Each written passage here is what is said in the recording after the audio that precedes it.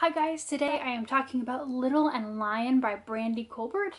This book is so much about so many things, and so my description of what this book is about is totally gonna be full of like, seriously, all of this is in here, so hang on, we're going on a wild ride.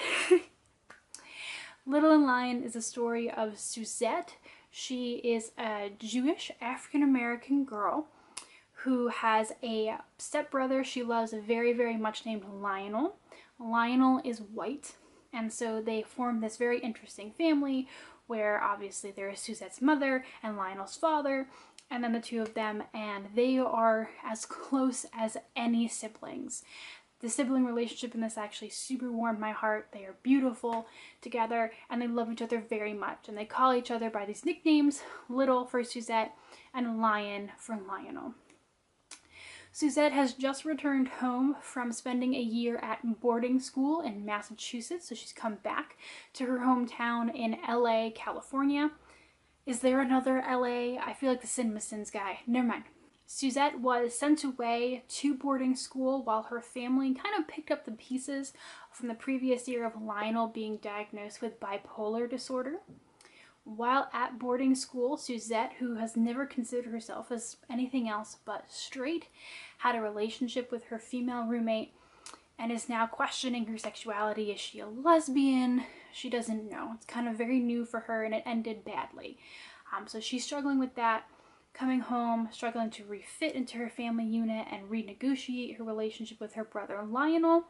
There's also Emile, the boy next door, who super has a thing for Suzette. But Suzette finds herself falling in love with a Latina girl named Rafaela. And I should mention that Emile is also African American. Rafaela is Latina, and she comes out very early on and says that she is pansexual. So she, is very, very open, very, very confident about this label for herself. And Suzette is attracted not only to how beautiful she is, but also to her confidence in who she is. The issue is that after Suzette takes a job at the flower shop where Rafaela works to get close to Rafaela, Lion comes to pick her up and he falls in love with Rafaela. And Suzette is like, oh my gosh, he's been through so much, I'm just gonna let him have this. And of course, romantic hijinks ensue. Now, that all sounds very warm and fuzzy, except for the fact where Lion, upset with how his medication is making him feel, decides that he's going to just cold turkey goes off his meds and kind of forces Suzette to cover for him. And this puts her in a really, really awful position. She knows that the right thing is to tell their parents what he's done, but he basically tells her, if you tell them, we're done, that's it. And she loves him so much that she thinks, if I can help him with this, then it's going to be okay. It's not how mental illness works. But other hijinks ensue that are not so romantic and quirky after that. When I first put down this book, I was just head over heels in love with it. It's one of those books that talks about a lot of things and never makes it seem like an issues novel, which I really, really love. Like, it has a discussion about bipolar, about medication, about depression, about suicide, and family relationships, and navigating the stepbrother, stepsister, stepfamily relationships, navigating this mixed race family where, Suzette is really has a close relationship with her stepfather, but when they're out in public, they always get stared at because people are like, this isn't your daughter, so it's weird to be out in public. Suzette became Jewish when her mother married her stepfather, because her stepfather was very Jewish, but it's become something that's very important to her. But she, when she was in boarding school, felt like she couldn't tell people that she was Jewish because the idea that she was black and Jewish was very, very hard to navigate, and talks about that. And then it talks about Suzette's struggling sexuality and this desire she has to label herself and the pressure she feels to label herself. And she doesn't exactly know. She eventually comes to the realization that she is bi because she has very similar emotional and feelings for Emile and Rafaela. And it was in thinking about this kind of like weird pseudo love square. Maybe Lionel and Emile aren't into each other. They're both straight. Anyway, it's in thinking about this that I started to realize that I did have some issues with how this romantic stuff was being dealt with. And it has to do with the fact that people who are portrayed as bi or pan, there's this stereotype, right, that they'll just sleep with anyone and, you know, they sleep around. It's not kind at all. And there's also, you know, bi erasure. You know, if you are bi and a woman and you choose to have a relationship with a man, well, then you're not really queer, are you? But you are. And so there's a lot of conflict about, you know, bi and pan and how they're portrayed. And for a novel that was so interested and careful and open about talking about all these things, the way that the relationship between Suzette and Emile, Suzette and Rafaela and Lionel was portrayed did not cast the greatest light on Suzette and Rafaela.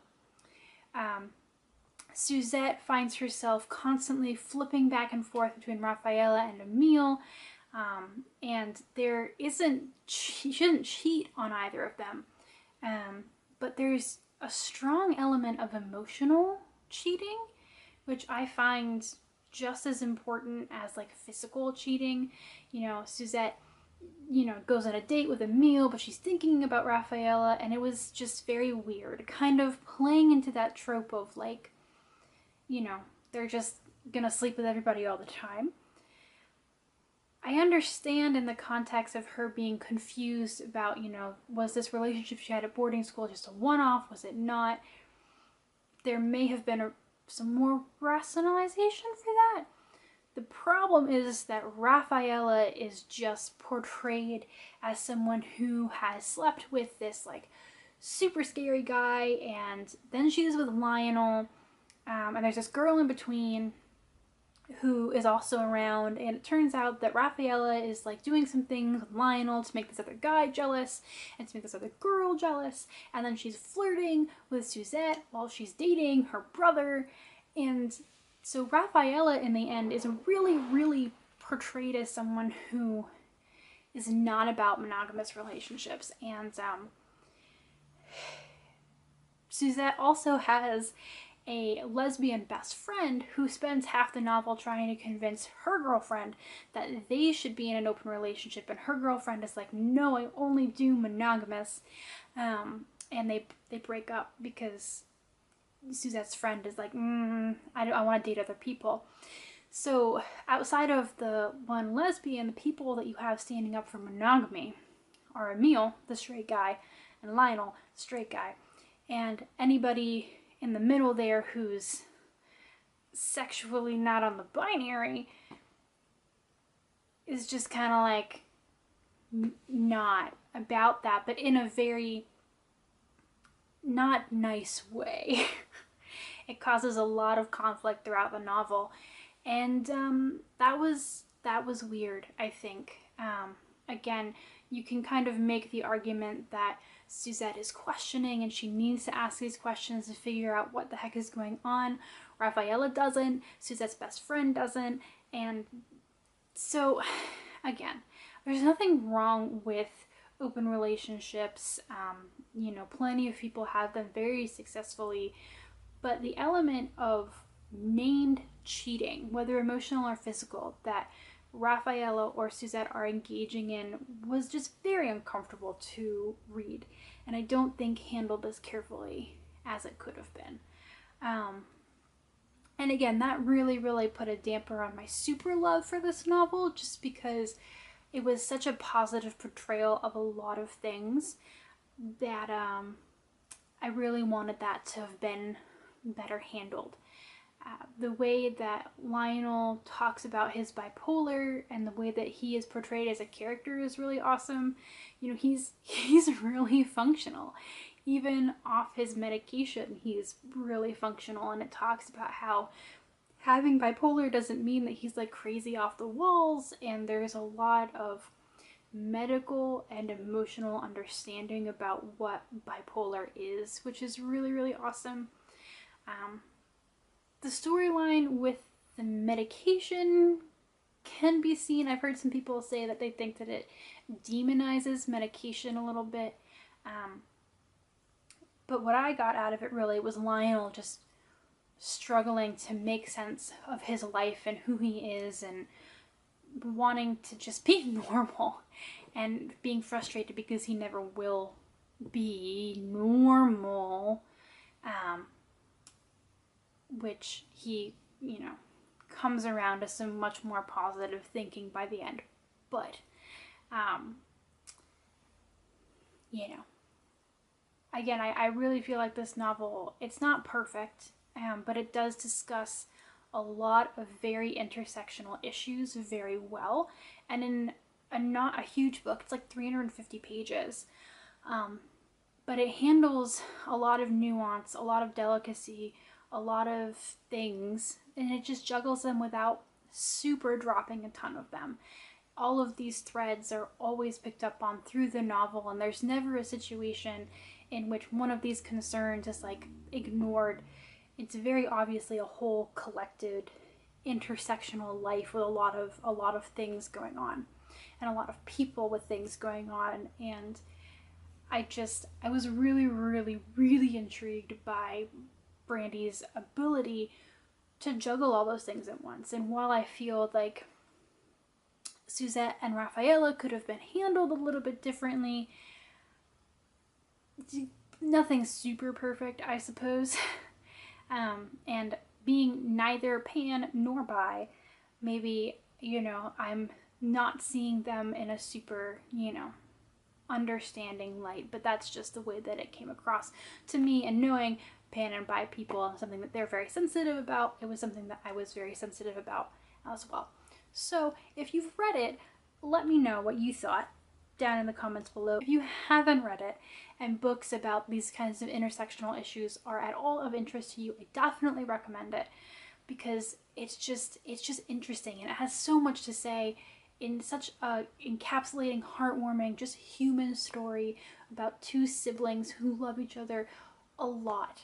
And as an older sister, this novel warmed and broke my heart so many times because it's so emotionally well done. So that is what I have to say about Little and Lion by Brandy Colbert, and I hope that you enjoy it or have enjoyed it in the past. Thanks, guys!